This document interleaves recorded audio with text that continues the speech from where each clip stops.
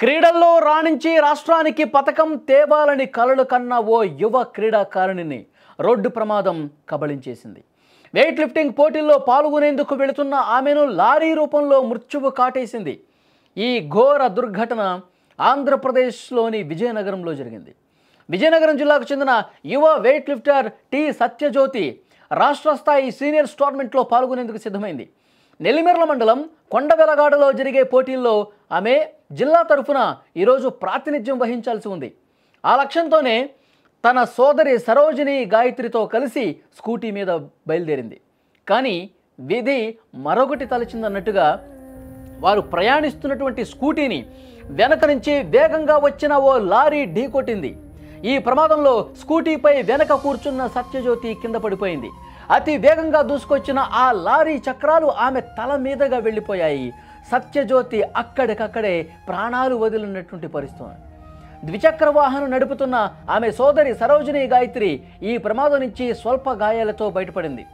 అయితే కళ్ళ ముందే తన సోదరి విగత జీవిగా పడి ఉండటాన్ని చూసి కన్నీరు మున్నీరుగా విలపించింది. లారీ వేగంగా దూసుకురావడం వల్ల ఈ ఘటన జరిగింది. ఈ ఘటనపై రెండవ పట్టణ పోలీసులు కేసు నమోదు చేసుకుని ప్రస్తుతం దర్యాప్తు చేస్తున్నారు. అత్యంత హృదయ విదారకమైనటువంటి దృశ్యం. పోటీల్లో పాల్గొనటానికి వెళుతున్నటువంటి సత్యజ్యోతి ఒక్కసారిగా లారీ అతి వేగంగా దూసుకొచ్చి ఆ ఢీ కొట్టడం వల్ల కింద పడిపోయినప్పుడు చక్రాల మీద ఎక్కడం వల్ల ఆన్ ది స్పాట్ ప్రాణాలు కోల్పోయినటువంటి పరిస్థితి. చాలా బాధాకరమైనటువంటి విషయం. జాతీయ వెయిట్ లిఫ్టర్గా రాణించిన సత్యజ్యోతి ఏడాదిన్నర క్రితమే క్రీడా కోటాలో రైల్వేలో టికెట్ కలెక్టర్గా ఉద్యోగం కూడా సంపాదించింది. 3 ఏళ్ల కిందటే సత్యజ్యోతి తల్లి చనిపోయింది.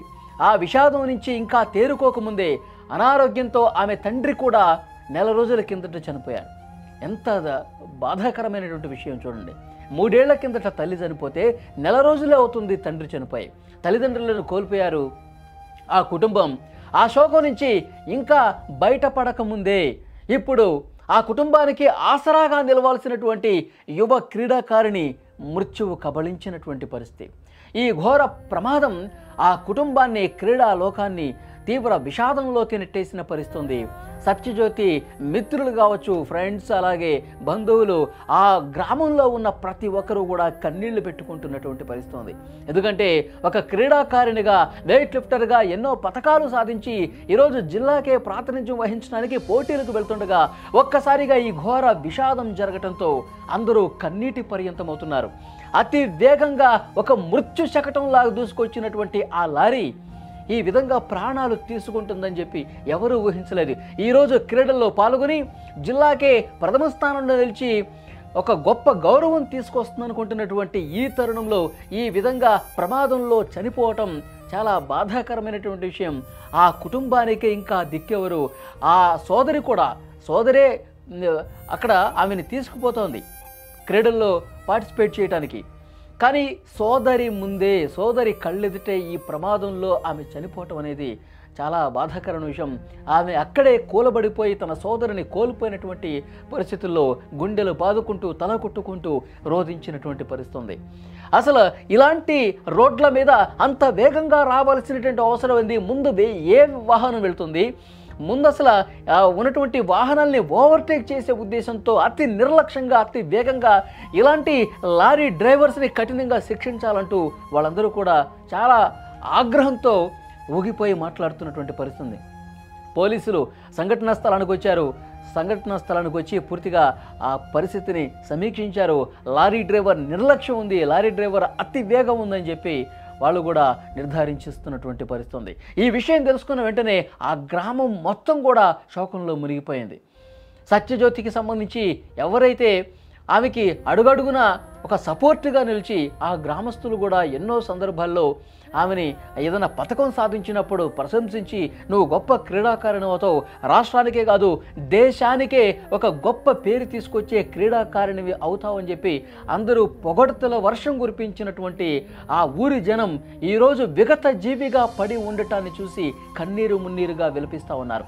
ఒక్కసారి స్క్రీన్లో మీరు చూస్తుంటే అర్థమవుతుంది ఆమె ఎంత కష్టపడుతుంది, ఏ స్థాయిలో ఆమె పోటీలకు సన్నద్ధమవుతుంది, వెయిట్ లిఫ్టింగ్లో దేశానికి పేరు రావడానికి ఆమె ఎంత తపన పడుతుంది, ఎంత పోరాటం చేస్తుంది, ఎన్ని గంటలు ప్రతిరోజు కూడా ఈ విధంగా కష్టపడుతున్నది కూడా మీరు చాలా స్పష్టంగా చూడొచ్చు.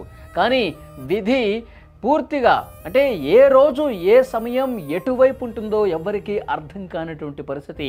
ఈరోజు క్రీడల్లో పాల్గొనడానికి ఎంతో ఉత్సాహంగా వెళ్ళినటువంటి ఆ యువ క్రీడాకారిణి సత్యజ్యోతి విగతజీవిగా రోడ్డు మీద ఆ విధంగా పడి ఉండటాన్ని చూసి ఎవరూ కూడా తట్టుకోలేనటువంటి పరిస్థితి ఉంది.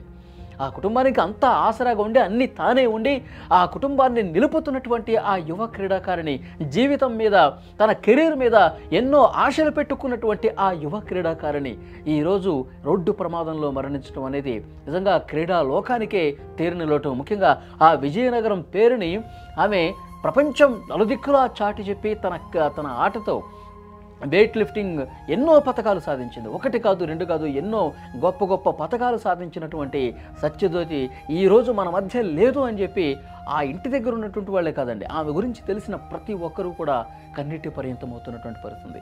పోలీసులు కేసు నమోదు చేశారు. ఆ లారీ డ్రైవర్ నిర్లక్ష్యం చాలా స్పష్టంగా కనిపిస్తోంది. ఆ లారీ డ్రైవర్లందరికీ కూడా ఒక హెచ్చరిక చేస్తూ ఉన్నారు. ఇలాంటి చిన్న చిన్న రోడ్ల మీద వేగంగా వచ్చి అసలు అంటే వాళ్ళు వేగంగా నడిపి వాళ్ళు ప్రాణాల మీద తెచ్చుకోవటం కాదు, అసలు ఏ సంబంధం లేని అమాయక జనం ప్రాణాలు తీస్తూ ఉన్నారు ఈ విధంగా నిర్లక్ష్యంగా డ్రైవ్ చేసి అని చెప్పి పోలీసులు కూడా చెప్తున్నటువంటి పరిస్థితి.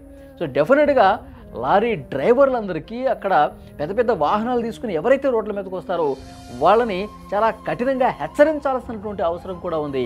ఎంతో భవిష్యత్తు కలిగినటువంటి ప్రజల ప్రాణాలు తీస్తున్నటువంటి సందర్భం అక్కడ కనిపిస్తోంది. ప్రతి ఒక్కరూ కూడా చాలా కఠినంగా ఆ డ్రైవర్ని శిక్షించాలి. ఈ రోడ్డు మీద చాలా కాలంగా కంప్లైంట్స్ ఉన్నాయి. ఇదే విధంగా పెద్ద పెద్ద లారీలు, బస్సులు అందరూ కూడా చాలా వేగంగా వస్తూ ఉంటారు. కొన్ని ప్రమాదాలు కూడా గతంలో జరిగినటువంటి సందర్భాన్ని గుర్తు చేసుకుంటున్నారు. ఈరోజు ఆ యువ క్రీడాకారిణిని మృత్యువు లారీ రూపంలో వచ్చి తీసుకుపోతుందని చెప్పి ఎవరు ఊహించాల. చాలా అంటే చాలా బాధకి గురవుతున్నటువంటి పరిస్థితి.